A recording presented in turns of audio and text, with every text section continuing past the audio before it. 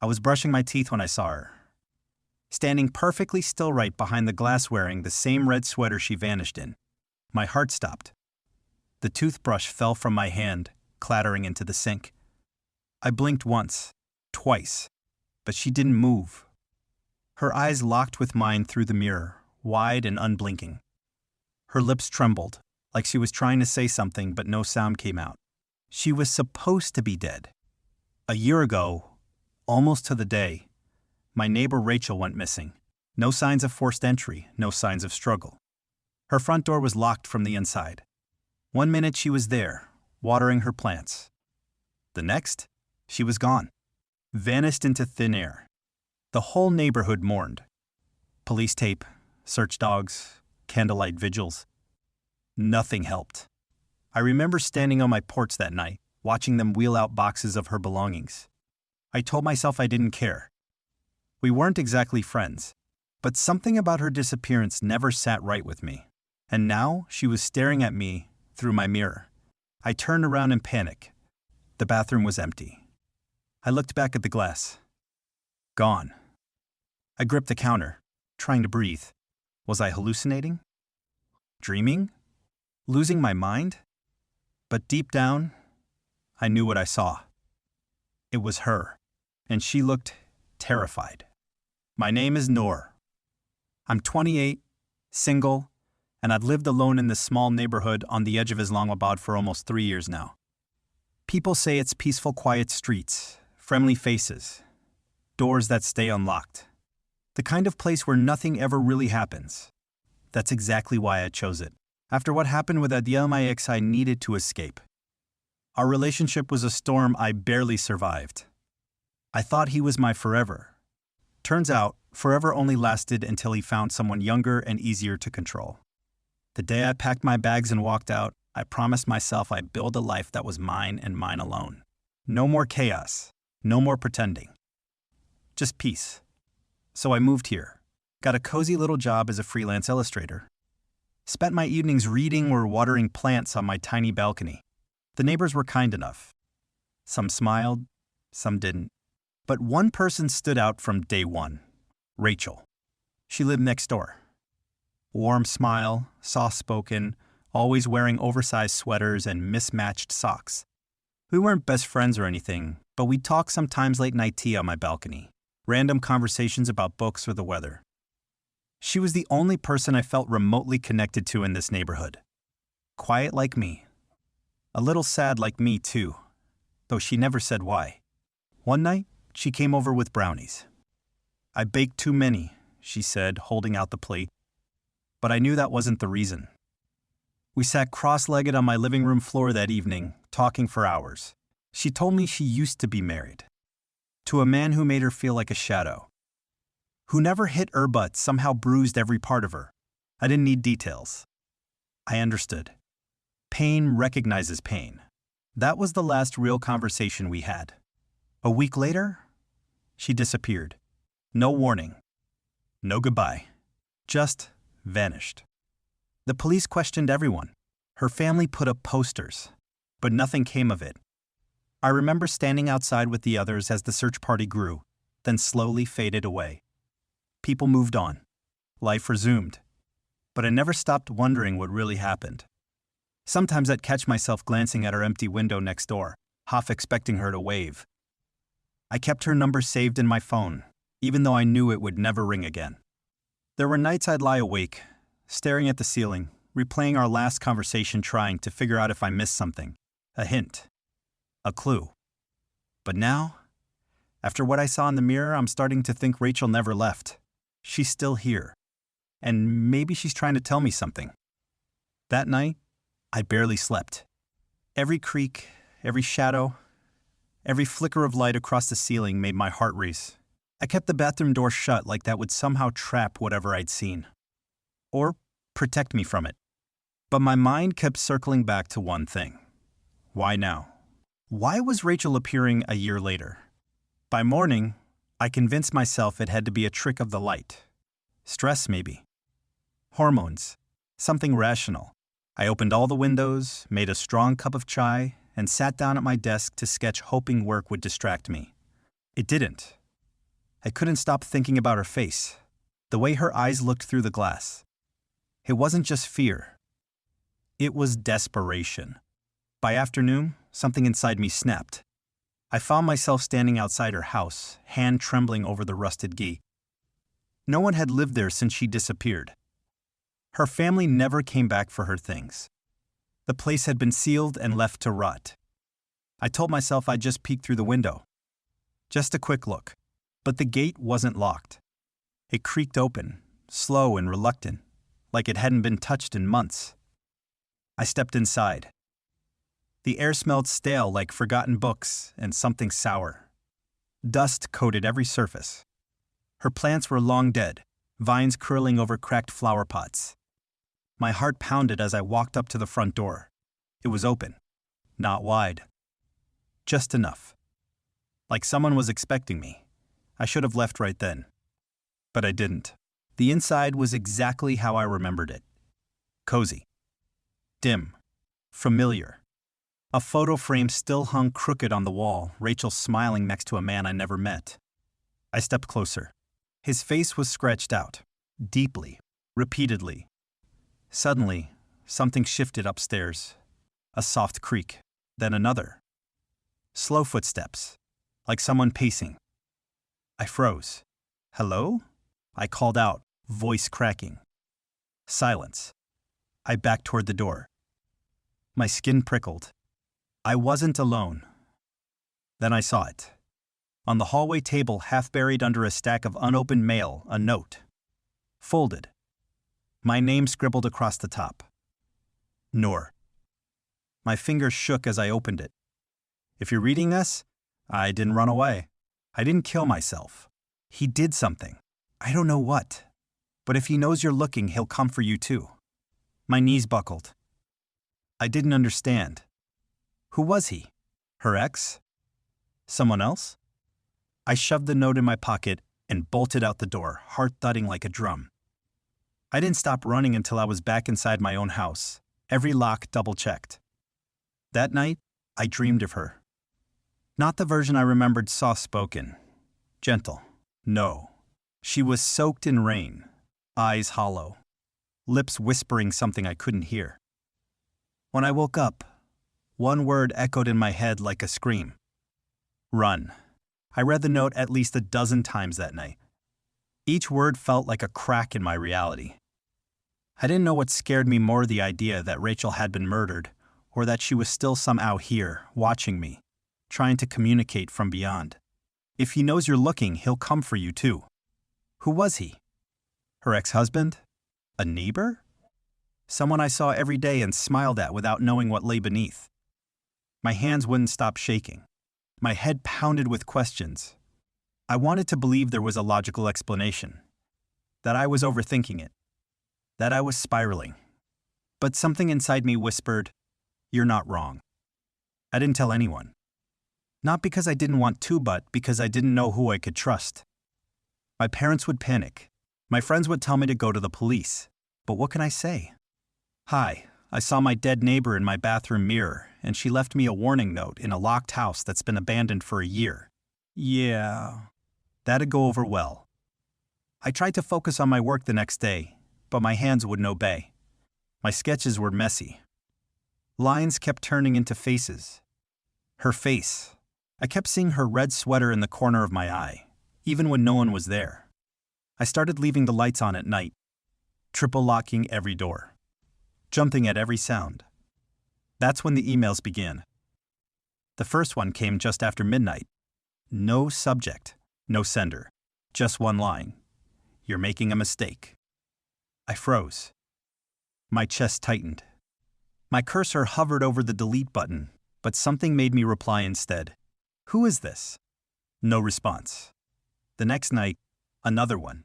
You don't know what you're inviting in. I slammed my laptop shut. My stomach twisted with dread. Was it connected to Rachel? Or was someone watching me? The following morning, I went to the local police station. Not to file a report, I didn't even know what to report, but just to see if anyone remembered the case.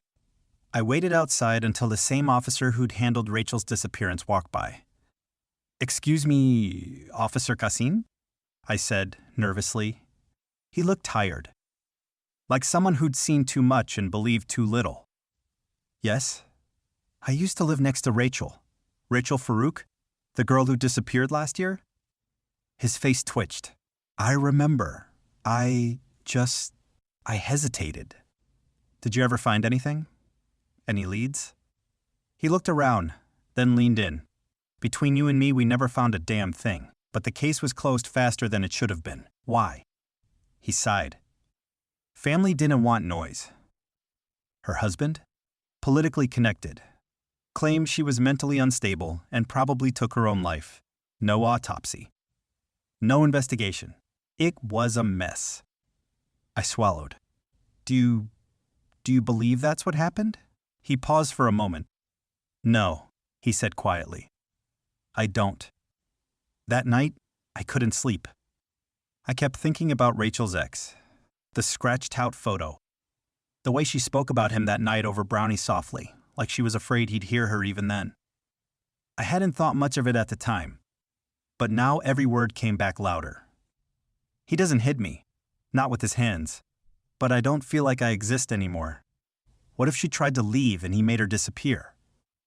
What if the mirror wasn't just a fluke? What if she was trapped and I was the only one who could see her? The next morning, I stood in front of the bathroom mirror for what felt like hours. Just waiting. Watching. Begging her to come back. Nothing. Until I whispered, "Rachel, if you're there, please, show me." And then a breath. Cold and sharp against the back of my neck. I spun around. Nothing. I turned back to the mirror. For a split second, her reflection was there. Crying. Mouthing a word I couldn't understand. Then gone. The next morning, I found muddy footprints in my hallway. Small, barefoot, leading from the bathroom to the front door. I hadn't left the house since last night. I hadn't even opened the bathroom window. I stared at them in frozen silence, heart hammering in my chest. Was someone, or something, inside my house? I grabbed a knife from the kitchen and checked every room. Every closet. Even under the bed. Nothing. No signs of a break-in. No open doors or broken windows. Just those wet, earthy prints that vanished halfway across the floor. And then my phone buzzed. Unknown number. A message. You should have stayed out of it. I dropped the phone. My stomach turned to ice. Someone was watching me. That night, I couldn't stay home. My anxiety was boiling over. So I drove. No destination in mind. Just streets and headlights and the sound of my own panicked breathing. I ended up outside Rachel's house again. I didn't plan to go in, but the gate was open again. And this time, so was the door. The living room was different. The furniture had been rearranged. A lamp was on. And on the coffee table was a teacup. Still steaming. I backed up slowly. Hello? My voice came out thinner than I intended. Silence. Then a thud from upstairs. I didn't want to go up. Every cell in my body screamed. But something pulled me forward. Maybe it was curiosity. Maybe guilt. Or maybe something else entirely. I crept up the stairs, every step groaning under my weight. The hallway smelled faintly of perfumes, wheat, and floral. Familiar. Rachel's room was half open. Inside, the air was colder. Like walking into a different season. And there, on the bed, was a file. Neatly placed, labeled with a name. Haris Zaman, Rachel's husband. Hands trembling, I opened it. Photos.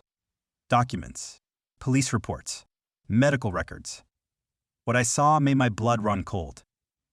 Rachel wasn't his only wife. There were two others, both deceased.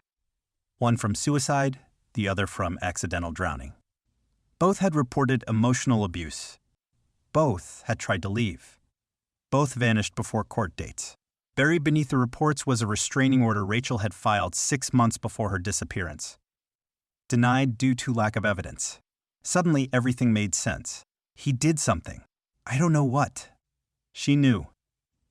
She tried to warn someone. And now, Now she was trying to warn me. I stuffed the documents into my bag and turned to live only to freeze.